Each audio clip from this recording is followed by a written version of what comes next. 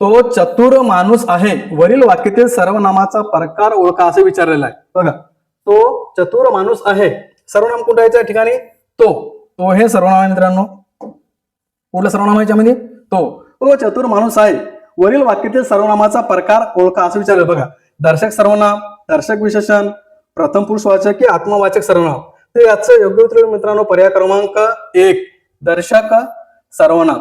आता कसं ओळखायचं बघा, एकच ट्रिक आहे मित्रांनो या ठिकाणी. सर्वनामाच्या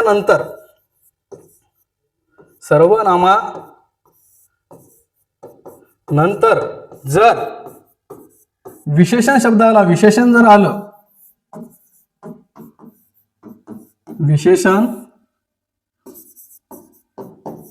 आले तर तो दर्शक सर्वनाम होईल. ठीक आहे.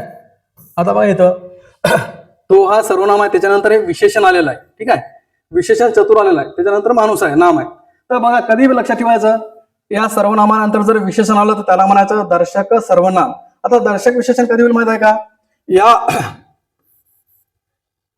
या सर्वनामानंतर जर नाम आलं तर ते होईल दर्शक विशेषण. ठीक आहे. प्रश्न नीट करायचा. पुढचा प्रश्न बघा, पहा. दर्शक सर्वनाम आहे, दर्शक विशेषण काय फरक आहे बघा मित्रांनो. आता ठीक आहे. आता बघा ती काय आहे? सर्वनाम आहे, त्यानंतर चलाक आलेली आहे. चलाक आहे विशेषण. ठीक आहे. चलाक विशेषण आहे, त्यानंतर तो सर्वनाम हुशार विशेषण, तो सर्वनाम सावळा विशेषण, हा सर्वनाम रानटी विशेषण. ज्या वेळेस एखाद्या सर्वनामाच्या नंतर जर विशेषण आलं तर त्याला म्हणायचं दर्शक सर्वनाम. आणि दर्शक विशेषण कधी होईल बघा, या सर्वनामानंतर जर नाम आलं, ती 4 ठिकाणी बघा. हे नाम आहे, मुलगा नाम आहे, ठीक नाही, हा मुलगा नाम आहे, आणि पशु सुद्धा नाम आहे.